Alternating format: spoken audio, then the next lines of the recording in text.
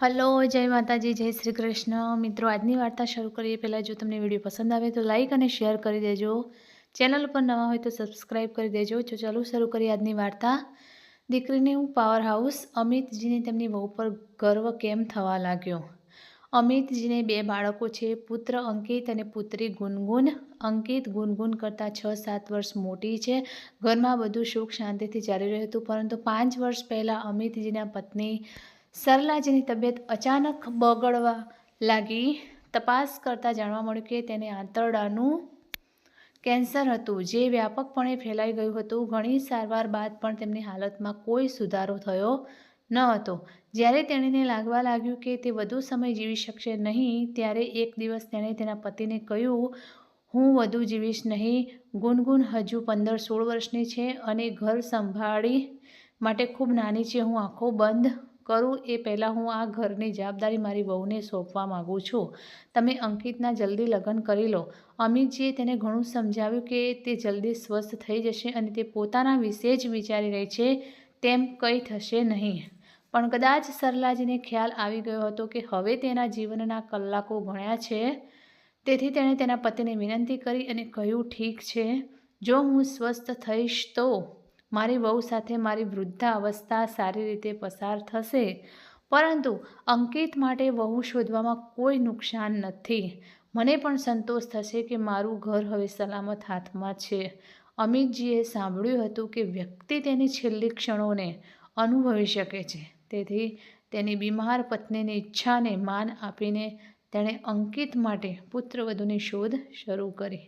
એક દિવસ અંકિતનો મિત્ર અભીર તેની બહેન અનન્યા સાથે તેના ઘરે આવ્યો. અંકિતે બંનેનો પરિચય તેની માતા સાથે કરાવ્યો.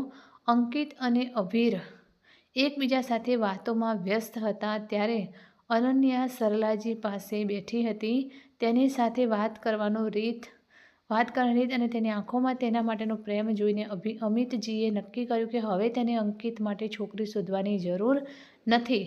તેણે સરલાજી સમક્ષ પોતાની લાગણી વ્યક્ત કરી, જે સાંભળીને સરલાજીના નિસ્તેજ ચહેરા પર ચમક આવી ગઈ. તેણીએ કહ્યું, તમે મારી લાગણીઓ વ્યક્ત કરી છે. અંકિતને પણ આ સંબંધ સામે કોઈ વાંધો નહોતો. બંને પરિવારોની સંમતિથી અંકિત અને અનન્યાના લગ્ન નક્કી થયા. લગ્ન પછી જ્યારે અનન્યા તેના માતા પિતાનું ઘર છોડીને તેના સાસરે આવી, ત્યારે સરલાજીએ તેને ગુનગુનનો હાથ આપ્યો અને કહ્યું, અનન્યા, હું મારી દીકરીને કૃપા રૂપે તને સોંપી રહી છું. હું ગયા પછી આનું ધ્યાન રાખજે. અનન્યાએ ભાવુક થઈને કહ્યું, મમ્મી, એવું ના બોલો. તારી જગ્યા કોઈ લઈ શકશે નહીં.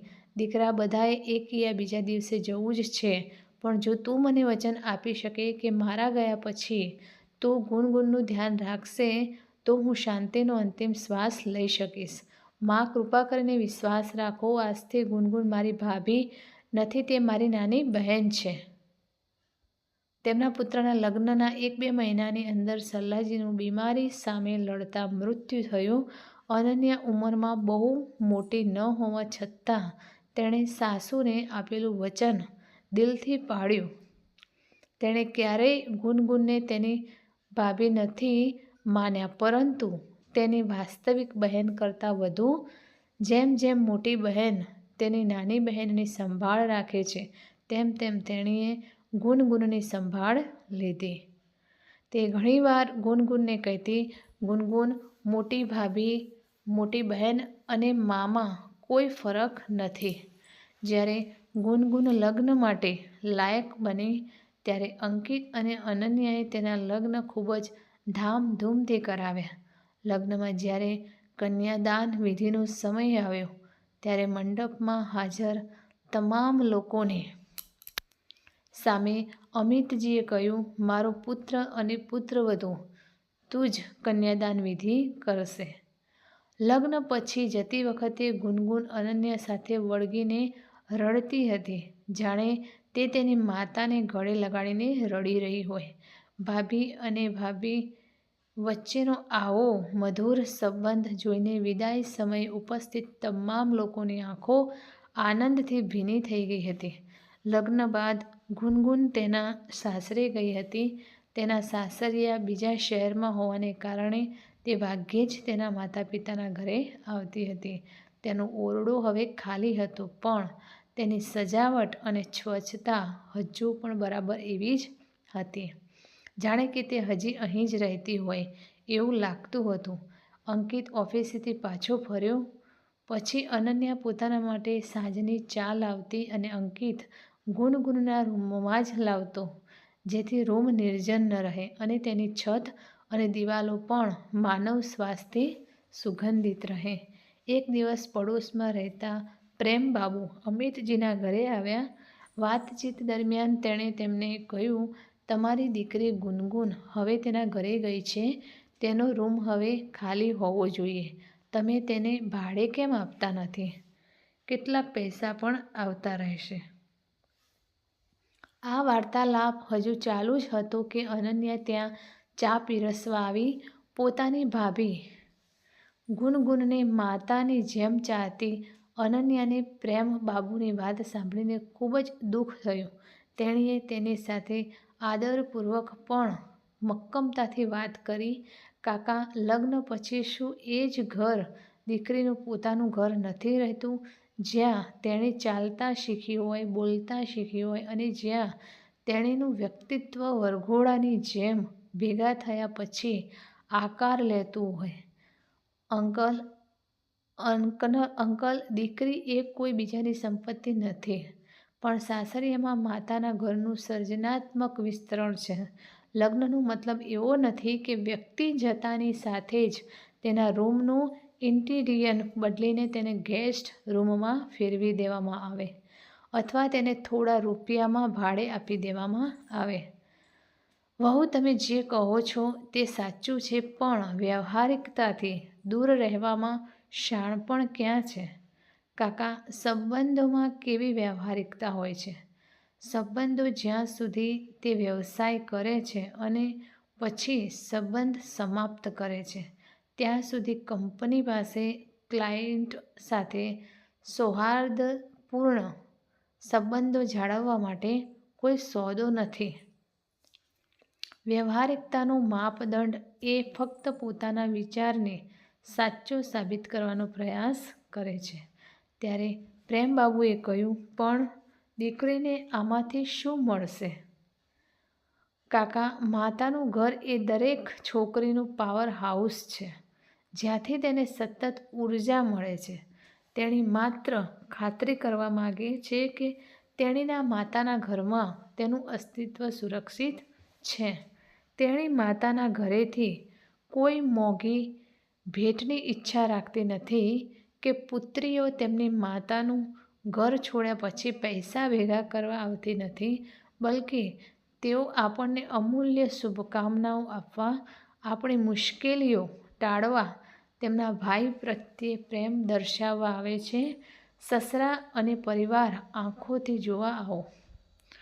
તમારી દીકરી જે તેના સાસરે અને ઘરના આકાશમાં પતંગની જેમ ઉડાડતી હોય છે, બસ એટલું જ ઈચ્છે છે કે ગયા પછી પણ તેનો દોરો જમીન પર બાંધેલા ઘર સાથે જોડાયેલો રહે, જેમાં બાળપણથી યુવાવસ્થા સુધીના તેના અનેક સપનાઓ હતા, હજુ પણ તરતા છે. એટલા માટે અમે ગુનગુનનો રૂમ જેવો હતો તેવો રાખ્યો છે. આ ઘર ગઈકાલે પણ તેમનું હતું અને હંમેશા રહેશે. પ્રેમબાબુએ કહ્યું, પણ રૂમથી શું ફરક પડે છે? જ્યારે તે તેના માતા પિતાના ઘરે આવે છે ત્યારે તેને ચોક્કસપણે સન્માન મળે છે. અનન્યાએ કહ્યું, કાકા, આ વિચારનો તફાવત છે. આ આદરની વાત નથી, પણ પ્રેમ અને વહાલની વાત છે. જેમ કોઈ છોકરી સાસરે જવા માટે મામાનું ઘર છોડે છે, ત્યારે તેના પહેલાં ઘર પરનો તેનો કુદરતી અધિકાર જતો રહે છે. એટલે જ છોકરી જે લગ્ન પહેલાં રોજ સ્કૂલ કોલેજમાંથી સ્કૂલ બેગ લઈને પાછી આવીને સીધી પોતાના રૂમમાં જતી હતી, એ જ છોકરી જ્યારે લગ્ન પછી સાસરેથી પોતાના મા બાપના ઘરે પાછી આવે છે ત્યારે પણ અચકાય છે તેણીની સૂટકેસને તે જ રૂમમાં લઈ જવા માટે, કારણ કે દિવાલો અને છત તેથી તે સમાન રહે છે, પરંતુ ત્યાંનું દ્રશ્ય હવે બદલાઈ ગયું છે. પણ એ જ ઘરનો દીકરો પોતાની પત્ની અને બાળકો સાથે બીજા શહેરમાં રહેતો હોય તો પણ એ પોતાનું ઘર છે એમ સમજીને તેની રૂમ બીજા કોઈને આપવામાં આવતી નથી. આખરે આ ભેદભાવ માત્ર દીકરી સાથે જ શા માટે, જે થોડા દિવસો પહેલાં સુધી ઘરની શોભા હતી? જો શક્ય હોય તો ઘરનો તે ખૂણો દીકરી માટે પણ અનામત રાખવો જોઈએ, જ્યાં એક નાનકડી દેવદૂત તરીકે ઉછરીને એક નવી દુનિયા સ્થાપિત કરનાર સ્ત્રી બનવા સુધી તેણે તેના માતા પિતા અને ભાઈ બહેનો સાથે તેની વાર્તા કહી છે. સાથે દરેક છોકરીના દર્દને અવાજ આપતી અનન્યાના દર્દથી ભરેલા શબ્દો સાંભળીને રામબાબુએ વીજળીનો આંચકો લાગ્યો. તેને તાજેતરમાં તેના ઘરે બનેલી ઘટના યાદ આવી, જ્યારે તેની પુત્રી આમોલી તેના માતા પિતાના ઘરે આવી હતી. તેણે કહ્યું, વહુ, તમે મારી આંખો ખોલી. ગઈકાલે એક દિવસ પહેલાં મારી પુત્રી અમોલી તેના સાસરેથી તેના માતા પિતાના ઘરે આવી હતી. અહીં આવ્યા પછી એનો સામાન એમના જ ઘરના ડ્રોઈંગ રૂમમાં ઘણા સમય સુધી એવો પડી રહ્યો કે જાણે એ અમોલીનો નહીં પણ કોઈ મહેમાનનો સામાન હોય. આપણી માનસિકતા એવી જ બની જાય છે કે આપણે નાનપણથી જ દીકરો આપણો પોતાનો, દીકરી બીજાની જેવી વાતો સાંભળતા આવ્યા છીએ. અને આ જ ભાવનાએ અમોલીને ગુપ્ત રીતે પરિવારના સભ્યોમાંથી તેના જ ઘરમાં મહેમાન બનાવી દીધી. તે માસૂમ બાળકે કહ્યું, ખબર પણ નથી, મને ખબર નથી કેમ મેં તેનો રૂમ બીજાને કેમ આપ્યો. જો અમોલીનો રૂમ ગુનગુનની જેમ તેના નામ પર રિઝર્વ કરવામાં આવ્યો હોત તો તે પણ પહેલાંની જેમ જ સીધો તેના રૂમમાં ગઈ હોત. જેમ કોલેજની ટ્રીપમાંથી પરત ફર્યા બાદ તે સીધો તેના રૂમમાં જતી હતી અને પોતાની દુનિયામાં જતી રહેતી હતી. આ કહેતાં તેની આંખો પહોળી થઈ ગઈ, ભરાઈ ગઈ અને ગળું બંધ થઈ ગયું. તેણે રૂમાલ વડે ચશ્મા સાફ કરવા માંડ્યા. અનન્યા તરત જ તેના માટે પાણીનો ગ્લાસ લઈ આવી. પાણી પીને ગળું સાફ કર્યા પછી રામબાબુએ કહ્યું, પુત્રવધુ, ઉંમરમાં આટલી નાની હોવા છતાં તે મને જીવનનો ઊંડો પાઠ ભણાવ્યો છે. હું તમારો કેવી રીતે આભાર માનું? અનન્યાએ કહ્યું, અંકલ, જો તમે મને કંઈક શુભેચ્છા પાઠવવા માંગતા હો તો ઘરે જાઓ અને અમોલીને કહો કે તે તેના રૂમને પહેલાં જે રીતે સજાવતા હતા, આજે હું પણ બાળપણની અમોલીને ફરીથી મળવા માગું છું. આ મને તમારી ભેટ હશે. પ્રેમબાબુએ કહ્યું, દીકરા, જે ઘરમાં તારા જેવી વહુ હોય ત્યાં માત્ર દીકરી કે ભાભી જ નહીં પણ બધાને ત્યાં રહેવું ગમશે. અને આજથી અમોલીનું પાવર હાઉસ પણ કામ કરવા લાગ્યું છે. તે તેને સતત ઉર્જા આપતી રહેશે. પ્રેમબાબુની વાત સાંભળીને અમિતજી અને અનન્યા હસી પડ્યા. ખુશીના મેઘધનુષની રૂપેરી આભા અમિતજીના ઘરથી લઈને પ્રેમબાબુના ઘર સુધી ફેલાઈ ગઈ. તો મિત્રો, આ કહાની તમને કેવી લાગી તે કોમેન્ટ કરીને જરૂર જણાવશો. અને વિડીયો પસંદ આવ્યો હોય તો લાઈક અને શેર કરી દેજો. અને ચેનલ ઉપર જો તમે નવા હોય તો ચેનલને સબસ્ક્રાઈબ કરી દેજો. ફરીથી મળીશું આવી જ એક નવી વાર્તા સાથે. ત્યાં સુધી નમસ્તે, જય માતાજી, જય શ્રી કૃષ્ણ, હર હર મહાદેવ. Thanks for watching.